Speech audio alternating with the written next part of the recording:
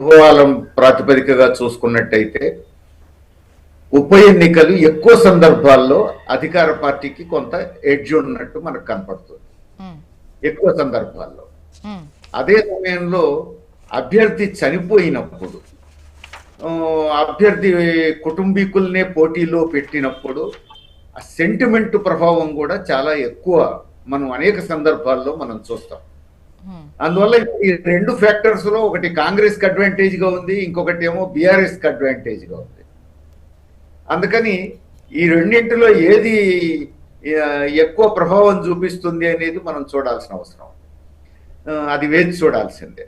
రెండవది ఏంటంటే, ఇప్పుడు ఒక్క ఉప ఎన్నికను 2 సంవత్సరాలు పూర్తవుతున్న సమయంలో, ఒక పార్టీ అధికారంలోకి వచ్చి 2 సంవత్సరాలు పూర్తవుతున్న సమయంలోనే మనం ఇక ఇదే మొత్తం రాష్ట్రానికి ఒక జడ్జిమెంట్ లాగా మనం చెప్పలేము.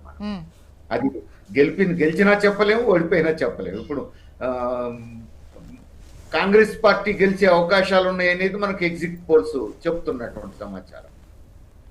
అంత మాత్రం చేత ఇక ఇది రాష్ట్రంలో మొత్తం కాంగ్రెస్ కు వేవిది అని చెప్పేసి చెప్పడానికి కూడా లేదు. ఉప ఎన్నిక దానికి ఉన్నటువంటి పరిమితులు మన గమనంలో ఉండాల్సి ఉంటుంది. ఆ ఉన్న పరిమితుల్లో మనం అంచనాలకు వచ్చేటువంటి ప్రయత్నం చేస్తాం. అట్లనే ఈవెన్ ఎగ్జిట్ పోల్స్ గురించి కూడా చెప్పాలి. అత్యధిక సందర్భాల్లో ఎగ్జిట్ పోల్స్ నిజం కాలేదు. మన దేశ చరిత్రలో ఈ 78 సంవత్సరాలుగా తీసుకుంటే ఎక్కువ సందర్భాల్లో ఎగ్జిట్ పోల్స్ కు వాస్తవ ఫలితాలకు చాలా తేడా ఉంది. అది కూడా మనం చూస్తాం. అందుకని ఎగ్జిట్ పోల్సే ఫైనల్ అని కూడా అనుకోలేము.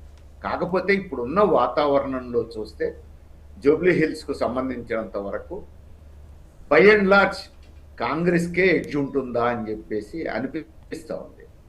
ఇప్పుడు బీఆర్ఎస్ కొన్ని ఎత్తుగడలు, బీజేపీ కొన్ని ఎత్తుగడలు వేసినప్పటికీ కూడా ఇక్కడ ఏమైతోంది, బీఆర్ఎస్ ఈ 2 సంవత్సరాల కాలంలో తన స్వతంత్ర గుర్తింపును నిలబెట్టుకోవడంలో వెనకబడ్డది.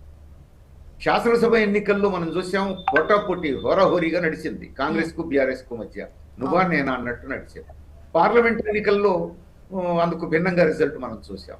ఇప్పుడు ఈ తర్వాత ఈ 2 సంవత్సరాల కాలం చూస్తే రాష్ట్రంలో బీఆర్ఎస్ నాయకత్వం ఫీల్డ్లో లేకపోవటం, అనేక రాజకీయ అంశాలలో స్పష్టంగా మేము బీజేపీకి వ్యతిరేకంగా ఉంటామనేటువంటి సంకేతాన్ని ఇవ్వడంలో బీఆర్ఎస్ నాయకత్వం వెనుకబడటం, ఇలాంటి సందర్భాలు మనం చూస్తున్నాం. సాధారణ ప్రజల్లో పెద్ద చర్చ అయిపోయింది, బీఆర్ఎస్ బీజేపీ అఫీషియల్ గా కలిసే నడుస్తున్నాయా అనేటువంటి చర్చ, అలాంటి అనుమానాలకు అవకాశాలు మనం అనేక సందర్భాల్లో చూసాం. అట్లనే ఇప్పుడు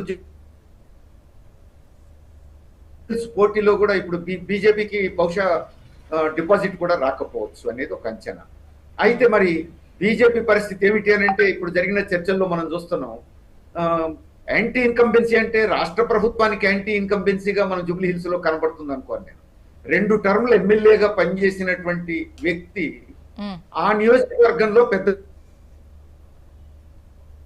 పనిచేయలేదు అనేది చర్చ. అది బాగా ఉంది జనంలో. ఎప్పుడైతే అది ఉందో ఆ యాంటీ ఇన్కంబెన్సీని చీల్చే ప్రయత్నంలోనే బీజేపీ బీఆర్ఎస్ కి హెల్ప్ చేసే ప్రయత్నం ఏమైనా చేసిందా? ఈ అంటే 2 వ్యతిరేకతల్లో ఒకటి కాంగ్రెస్ పార్టీకి సంబంధించి, ప్రభుత్వానికి సంబంధించి 2 ఏళ్ళు అయింది కాబట్టి ఇప్పుడు ఈ వ్యతిరేకత లేదంటే అభ్యర్థి పట్ల వ్యతిరేకత, ఈ 2 సమపాలనలోనే ఉండే ఛాన్స్ ఉంటుందా? అది అభ్యర్థి పట్ల వ్యతిరేకత ఇప్పుడు యాంటీ ఇన్కంబెన్సీగా అక్కడ మనకు పరిగణలోకి మొత్తం రాష్ట్రంలో ప్రభుత్వం జడ్జిమెంట్ ఇచ్చేటువంటి ఎన్నికగా ఇప్పుడు అది కనిపించట్లేదు. అందులో ఉప ఎన్నికలో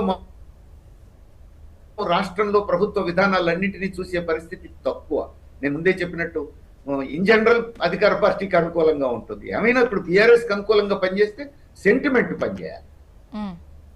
ఎందుకంటే మనకు తెలుగు ప్రజల సెంటిమెంట్ రీత్యా చూసుకున్నా, భారతీయుల సెంటిమెంట్ రీత్యా తీసుకున్నా, ఒక కుటుంబంలో తాను అభ్యర్థిగా తాను ఎమ్మెల్యేగానో ఎంపీగానో ఉండి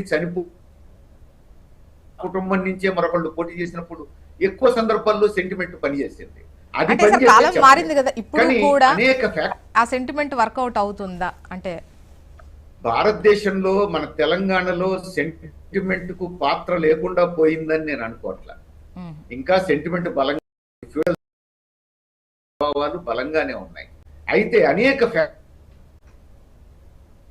చూసినప్పుడు ఈ సెంటిమెంట్ కంటే కాంగ్రెస్